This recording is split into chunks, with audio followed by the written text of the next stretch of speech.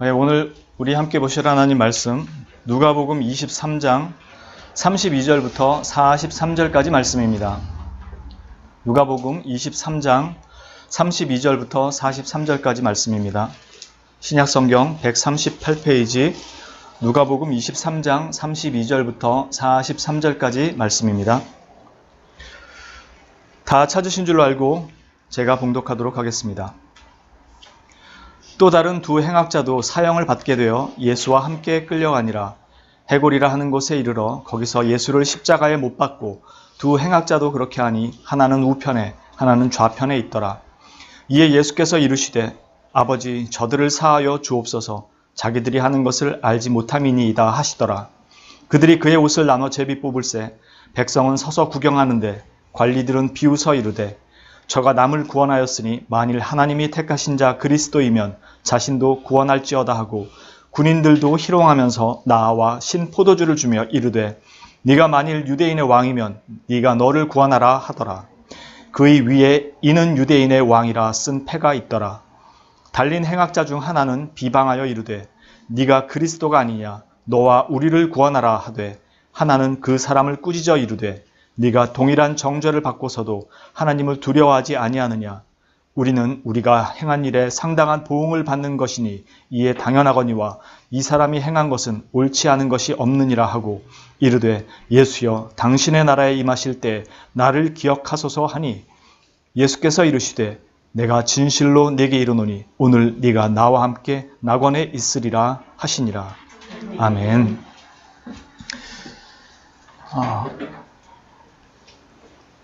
누가복음의 핵심 키워드 중에 하나가 하나님 나라입니다. 다른 복음서도 마찬가지지만 복음서에서 선포되는 내용의 주요 가장 핵심 키워드 중에 하나는 하나님 나라입니다. 이 키워드를 통해서 복음서를 보게 되면 예수 그리스도의 생애와 십자가의 죽으심 그리고 하나님 나라의 백성이 된다는 것이 어떤 의미인지를 이해하는데 좋은 시각을 가질 수 있습니다. 우리가 지난주에 보았던 말씀이 네가 만일 유대인의 왕이라면 이었죠. 이것은 예수님의 공생애부터 시작되었던 그 시험이었습니다. 공생애를 시작할 때 성령께 이끌려 광야로 나가서 마귀에게 시험 받을 때 마귀가 했던 시험, 네가 만일 하나님의 아들이라면 이 시험이었었죠. 내려와 봐라. 그러면 우리가 믿겠다. 이것과 똑같은 시험을 마귀한테 먼저 받았었고 마지막 십자가에서도 똑같은 시험을 받으시죠. 그러나 예수님이 이 땅에 오신 이유는 자기 백성의 죄사함을 위한 것이었습니다. 자기 증명이 아니라 자기 백성을 향한 사랑 때문이었습니다. 그리고 나서 사람들이 던졌던 이 질문들, 네가 그리스도라면 내려와 봐라, 믿겠다. 왜냐하면 그들은 아무도 모르기 때문이죠. 예수님께서 오셔서 행하는 그 모든 일들을 봐도 모르기 때문에 그렇게밖에 얘기할 수 없는 존재들이었습니다. 3번에 걸친 조롱이 나옵니다. 관원들에 의해서는 네가 하나님의 택하신 자 그리스도냐? 그럼 어디 자신을 구해봐라. 로마 병사들에게는 네가 유대인의 왕이냐? 정치적인 질문이었죠. 앞에가 종교적인 질문이었다면 그럼 네가 너를 구원해봐라 왕이라면. 그리고 십자가 위에 함께 있는 강도들에게 똑같이 네가 그리스도냐? 그러면 너와 우리를 구원해봐라. 똑같은 그 조롱과 비웃음 속에 시험을 당하시죠. 그런데 놀라운 반전은 진짜로 구원을 선포하신다는 겁니다. 그리고 그 대상은 유대의 종교 지도자들도 아니고 로마 병사들도 정치적인 권력을 가진 사람들도 아닌 십자가에 놓인 이 행악자 중에 한 사람이 구원을 받는다는 것입니다. 이 이야기의 핵심이 여기에 있는 것 같습니다. 앞에서도 예수님의 공생의 시작의 사건이 마지막 십자가에 죽는 이 순간까지 반복된다고 말씀드렸죠. 그러나 이것만 반복되는 것이 아니고 이 십자가 위에서의 모든 사건과 선언들이 공생의 시작과 함께 사실 선포되었던 말씀입니다. 여러분이 잘 아시는 것처럼 누가복음 1장 31절에 나오는 천사 가브리엘이 동정녀를 찾아와서 동정녀 마리아를 찾아와서 예수님의 수태고지를 하는 내용이 있죠. 그때 했던 이 내용 이야기가 보라, 네가 잉태하여 아들을 낳으리니 그 이름을 예수라 하라.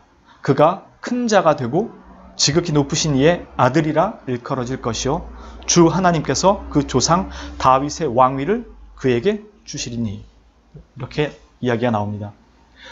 즉 예수님의 수태고지와 함께 전해진 이 말씀, 그가 큰 자가 되고 지극히 높으신 이의 아들이라 일컬어질 것이요, 이 말은 마지막 십자가에서 관원들이 했던 이야기, 네가 하나님의 택하신 자 그리스도면, 즉 하나님의 아들이면 그 이야기입니다. 그리스도가 곧 하나님의 아들. 그리스도라는 말은 기름 부음 받은 자라는 뜻이지만 이 사람들이, 유대인들이 이해하는 메시아는 하나님의 아들로서 온다라는 것을 알고 있었기 때문에 네가 하나님의 택하신 자 그리스도냐, 이 말은 이미 천사 가브리엘이 동정녀 마리아에게 수태고지 때 선언했던 그 말과 같은 내용을 지금 똑같이 반복하고 있는 것입니다. 그리고 마태복음에서 만일 누가복음에서는 하나님의 택하신 자 그리스도면 네가 내려와 봐라 이거였지만, 마태복음에서는 십자가 매달렸을 때 관원들이 한 얘기가 네가 만일 하나님의 아들이라면 내려와 봐라 였습니다. 같은 이야기를 했던 것입니다. 그리고 앞에 누가복음에 나왔던 이야기, 주 하나님께서 그 조상 다윗의 왕위를 그에게 주시리니 라고 마리아에게 선포했던 이 말 그대로 지금 로마 병사들이 네가 유대인의 왕이라면 내려와 봐라 라고 이야기를 하고 있죠. 그리고 십자가상의 두 강도 역시 네가 그리스도라면 너와 우리를 구원해봐라 라고 얘기합니다. 즉 예수님이 탄생 전부터 선언되었던 말씀이 십자가에 달려 죽으시는 그 순간까지 동일하게 성취되는 과정을 보여줍니다. 그것도 천사들의 선포에 의해서 시작된 이야기가 죄인들의 입에서 성취가 되게 되는 것을 봅니다. 예수님께서 수체되기 전부터 선포됐던 이 말씀을 십자가에 달려 죽으시는 그 상황 속에서 그분은 하나님의 택하신 자 그리스도가 맞으며 택하신 족속인 유대인의 왕이 맞으며 그 죄인들을 구원하시는 그리스도, 구원자 분이 맞다라는 사실을 보여주는 거죠. 그런데 그런 분의 모든 약속이 온전히 성취되는데 그 모든 성취의 내용이 지극히 낮은 자의 모습으로 보여집니다. 하나님의 택하신 자 그리스도요, 유대인의 왕이요, 세상 죄인들의 구원자로 오시는 분이 그 출생이 귀족이나 종교 지도자들이 아닌 목수의 아들, 목수의 아내인 한 여인의 아들로 마국간에서 출생을 하는 것입니다. 동방박사가 찾아왔을 때 그 얘기를 하지요. 동방박사가 찾아와서 유대의 왕으로 나시는 이가 어디 계시뇨? 라고 물었을 때 왕궁에 있던 사람들의 대답이 알면 우리도 알려달라는 것이었습니다. 왜냐하면 만일 그 사람이 태어났다면 왕궁에서 태어나야 되는 게 정상이 아니냐 이거죠. 다윗의 혈통으로 오는 분이기 때문에. 그런데 오신 분이 목수의 아들로서 태어날 뿐만 아니라 누일 곳이 없어서 마국간에서 태어나는 그 출생을 맞고 있는 것입니다. 이 메시아의 신적 출생과는 너무나도 우리가 생각하는 모습과는 멀고 출생 이후의 삶도 그렇습니다. 그리고 멋들어진 모습이라고는 찾아볼 구석이 하나도 없는 모습으로 오신 것입니다. 그게 이사야서 53장 1절부터 3절에 나오는 말씀이죠. 우리가 전한 것을 누가 믿었느냐? 여호와의 팔이 누구에게 나타나느냐? 그는 주 앞에서 자라나기를 연한 순 같고 마른 땅에서 나온 뿌리 같아서 고운 모양도 없고 풍채도 없은즉 우리가 보기에 흠모할 만한 아름다운 것이 없도다. 그는 멸시를 받아 사람들에게 버림받았으며 간고를 많이 겪었으며 질고를 아는 자라. 마치 사람들이 그에게서 얼굴을 가리는 것 같이 멸시를 당하였고 우리도 그를 귀히 여기지 아니하였도다. 그분의 오심이 이미 이러할 것을 이야기했고 또 그렇게 그 모습으로 오셨습니다. 이게 주님의 모습이죠. 누군가 지나가다가 연예인 정도 되는 연예인을 본 것처럼 고개를 다시 돌려서 보고 싶은 그런 모습이 아니었다는 것입니다. 그분은 오실 때도 그렇게 오셨고 인생을 그렇게 사셨고 마지막 이 땅에서의 모습도 그러했습니다. 십자가에 매달려 죽으시는 모습이 매우 고통스럽기 때문에 보고 있는 사람도 고통스러울 정도입니다. 왜냐하면 피가 조금씩 빠져나가면서 그 고통이 두통부터 시작해서 모든 뼈마디를 다 이렇게 마치 다 조각조각 내는 듯한 그 고통을 받는다고 합니다. 그것도 바로 죽는 게 아니라 긴 시간을 죽어요. 예수님 같은 경우는 이미 채찍질을 받고 너무 많이 맞아서 다른 사람들에 비해 조금 일찍 돌아가신 편이에요. 그러니까 긴 사람은 일주일까지 가는 사람도 있대요. 그러니 얼마나 장고의 고통을 받는지 밑에서 보는 사람들은 그 고통에 대한 일그러짐을 보고 있는 것도 괴롭죠. 그렇기 때문에 십자가형 그 자체로 고통스럽고 수치스러운 형벌이었습니다. 오실 때도 그렇게 오신 분이 가실 때도 그렇게 가시고, 거기에 사람들은 예수님의 죄목을 비웃음거리가 되도록 유대인의 왕이라는 죄패를 걸었습니다.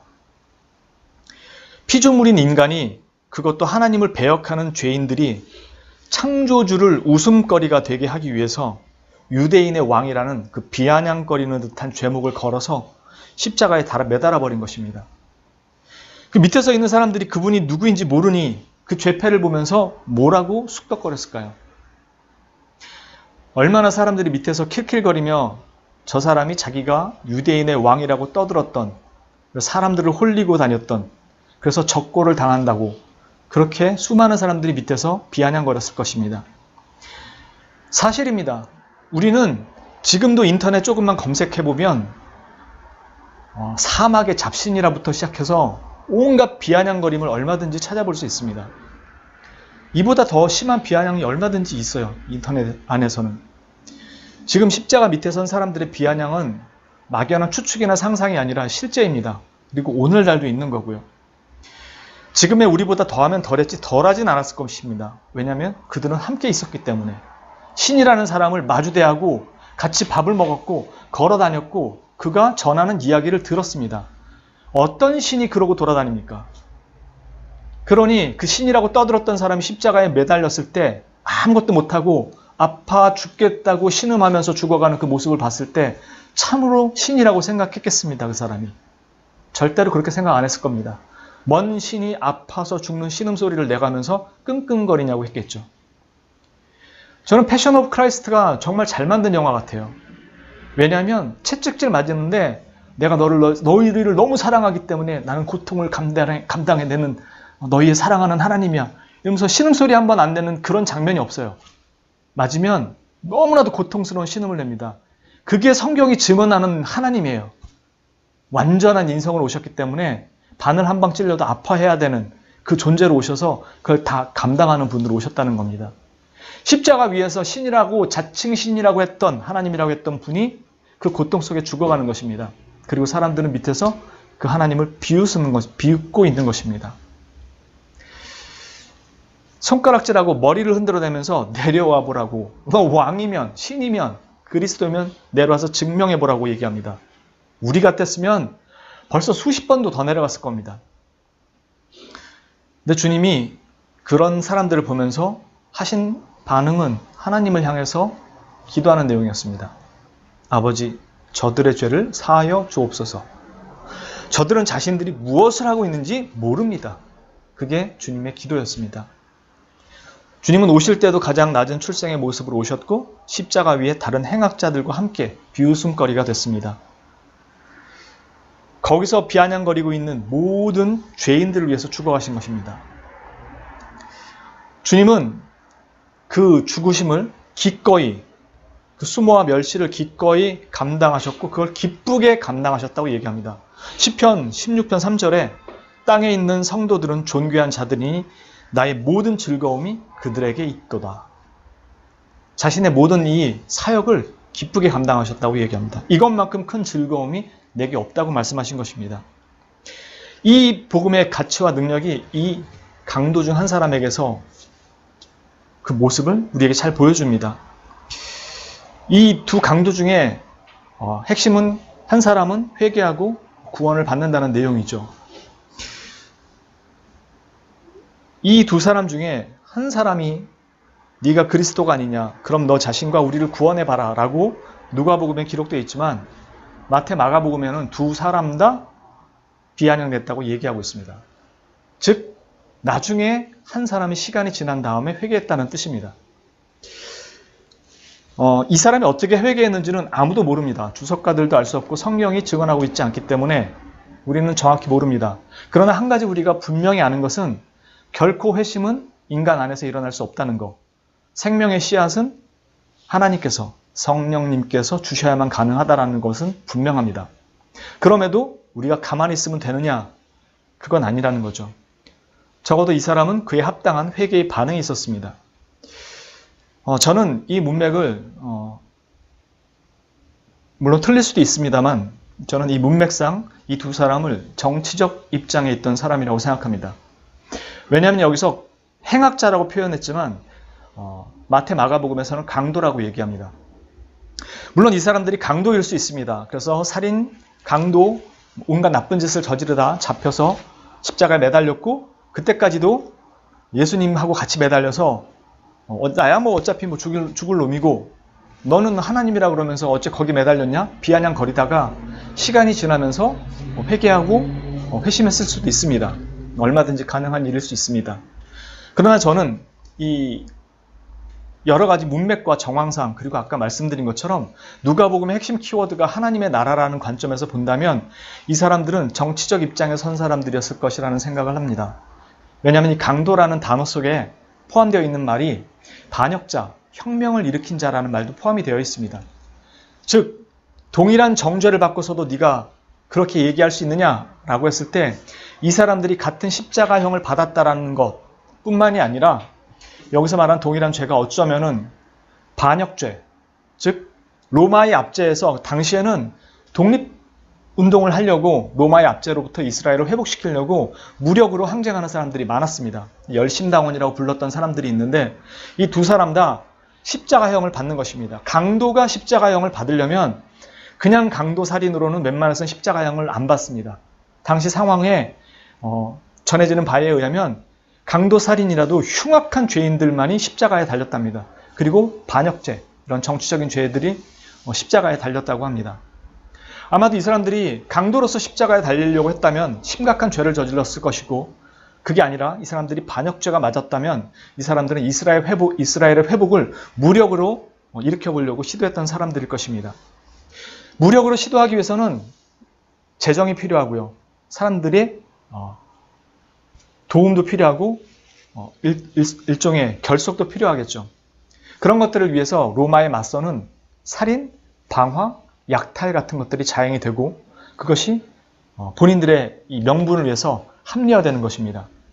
아마도 섣부른 추측인지 모르겠지만 이 사람 그 중에 한 사람이 예수님에게 네가 그리스도면 너와 우리를 구원해보라 라고 했던 그 사람에게 나중에 다른 한 사람이 우리가 동일한 정죄를 받고서도 네가 동일한 정죄를 받고서도 하나님을 두려워하지 아니하느냐? 그러면서 우리는 우리가 행한 일에 상당한 보응을 받는 것이니 이에 당연하거니와 이 사람이 행한 것은 옳지 않은 것이 없느니라 라고 얘기합니다. 즉 이 사람은 하나님에 대한 두려움을 지금 가지고 있어요. 두 사람 다 똑같이 독립투쟁을 하겠다고 나섰다면 그리고 살인, 약탈, 방화 같은 일을 저질렀다면 그들의 행한 일들이 명분 때문에 정당화됐다고 생각했을 수도 있을 것입니다.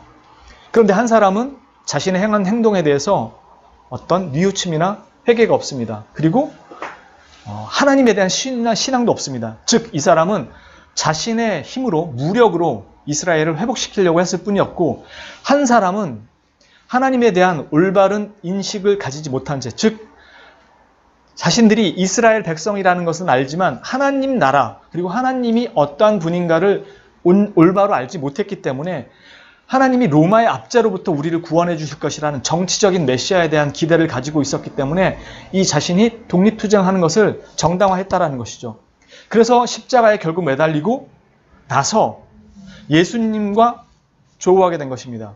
그런데 이 사람이 예수님에 대해서 뭐라고 하냐면 우리는 우리가 행한 일에 상당한 보응을 받는 것이, 즉 우리가 저지른 죄가 사형에 맞다. 그러나 이 사람이 행한 것은 옳지 않은 것이 하나도 없느니라. 본인이 어떻게 알아요?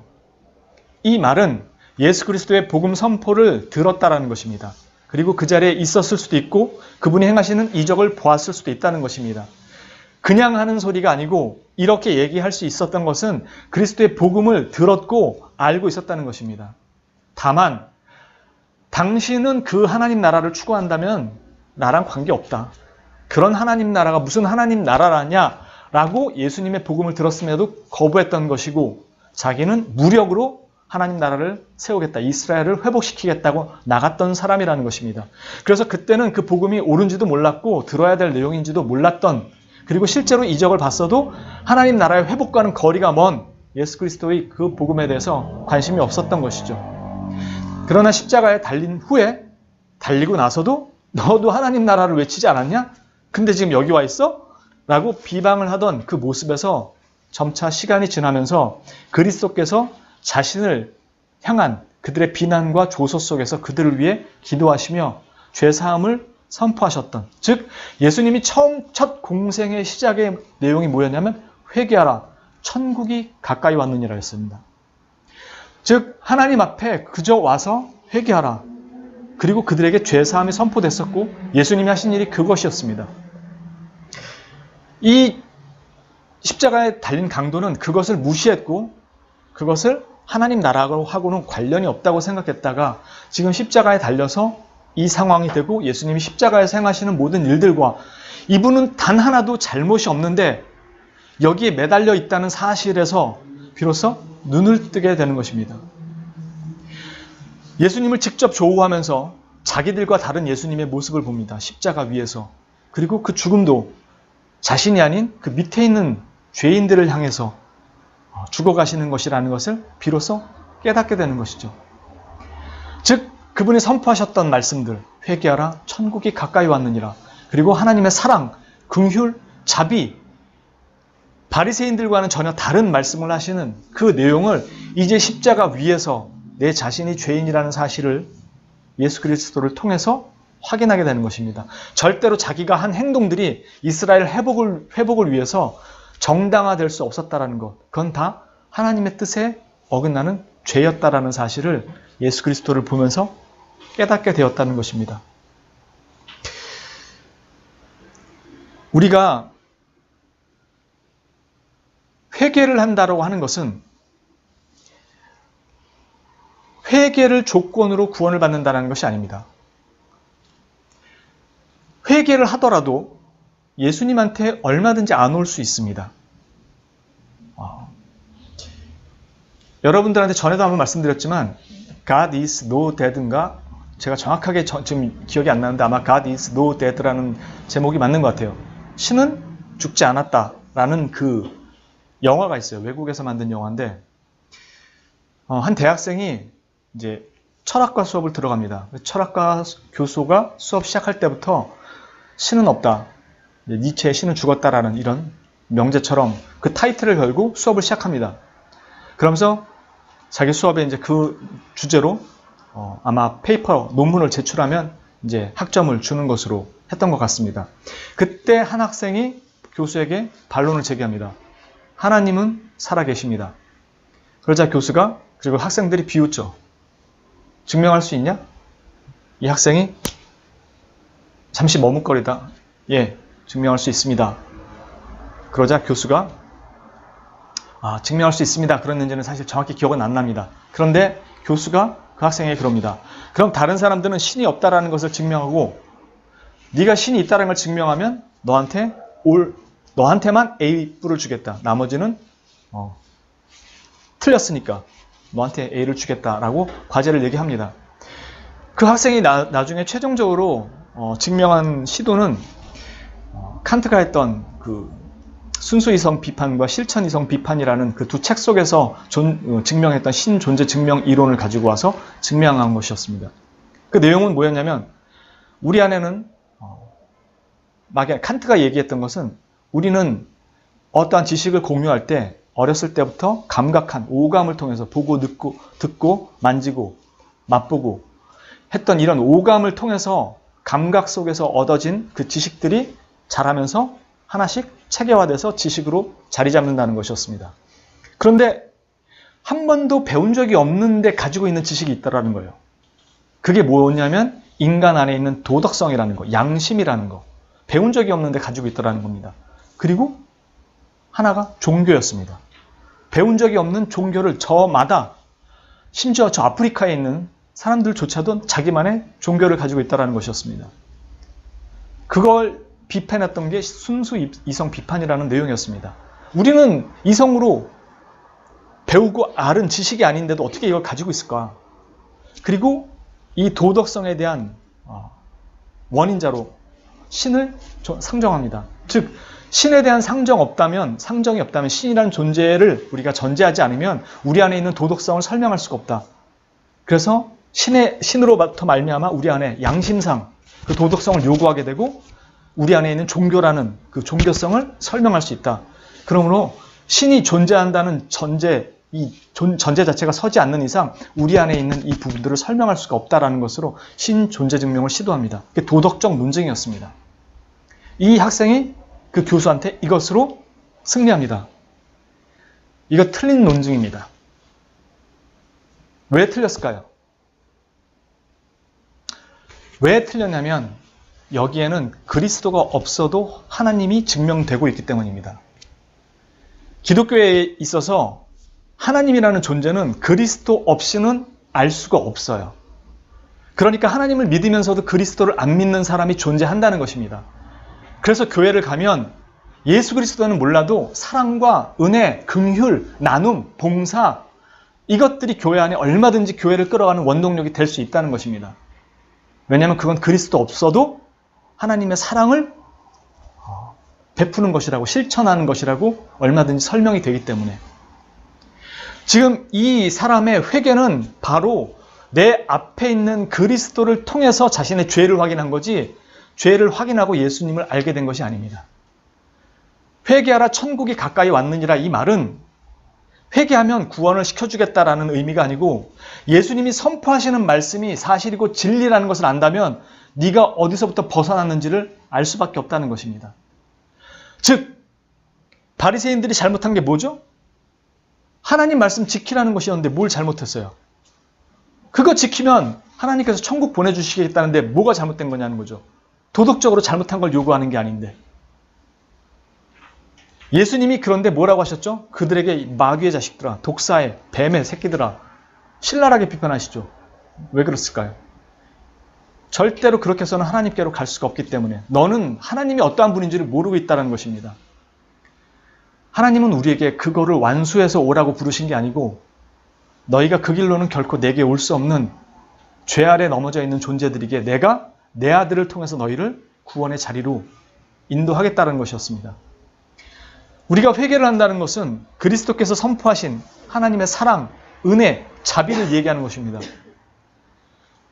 즉 예수님이 선포하신 내용이 긍휼의 하나님, 자비의 하나님, 인애의 하나님, 노하기를 더디하시며 인애가 크시며 사랑이 많으신 그 하나님에 대해서 거부하는 겁니다. 율법으로 가겠다고. 내가 내 행동으로 하나님 앞에 선을 지켜서 그것으로 가겠다는 것입니다. 왜? 나는 하나님이 계신 걸 믿으니까. 하나님이 계신 걸 믿기 때문에 선을 행하고 율법을 지키겠다는 것입니다. 근데 예수님이 하신 얘기는 하나님은 자비하신 분이라고 하는데 이 사람들은 하나님은 엄한 분이에요. 왜? 율법을 지켜야 하니까. 그래서 율법을 지켜서 하나님 앞에 간다고 생각하는 것입니다. 그래서 예수님이 그들에게 신랄하게 비판하셨던 것입니다. 왜? 너희들이 하나님을 거짓말장애로 만들고 하나님을 아주 무섭고 엄한 분으로 다 바꿔놔버렸다. 지금 여기 있는 이 자는 자기가 생각했던 하나님의 나라의 개념이 그리스도께서 보여주셨던 그 하나님의 나라의 개념을 십자가 위에서 비로소 용서하시고 싸매시며 그들을 건지시는 그 하나님을 그 선포하셨던 그 말씀을 뒤늦게 그때는 이해 못했지만 지금 십자가에 달려서 그 앞에서 그것을 위해 죽어가시는 예수님을 보면서 하나님이 어떠한 분이시고 하나님 나라가 무엇인지를 비로소 그리스도의 죽음 앞에서 보게 된 것입니다. 그래서 그는 당신의 나라에 임하실 때 나를 기억하소서, 즉 당신이 그 나라의 주인입니다 라고 고백하는 것입니다. 여기 나온 말 중에 이분이 한 일 중에서 옳지 않은 것은 하나도 없다라는 말, 또 다른 어원적 표현은 자리에 있지 않다, 자리를 벗어나다 라는 뜻도 있어요. 즉 당신은 여기 계셔야 될 분이 아닙니다 라는 뜻이 담겼다라는 것입니다. 즉 무죄하신, 분명히 자기가 알기에도 죄가 없는 분이 십자가에 달려있다라는 것 자체가 말이 안 되고 정치적 모략으로 죽지만 그 분이 선포했던 이야기가 용서와 자비와 사랑과 긍휼이었습니다. 하나님께서 조건 없이 베푸시는.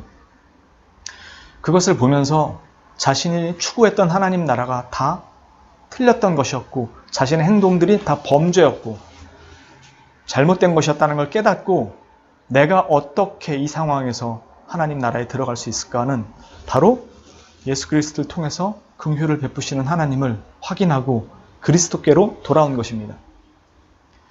그러면 우리가 하나님 앞에 간다고 했을 때에는 예수 그리스도 빼고는 절대로 그 이야기가 성립이 될 수가 없어요.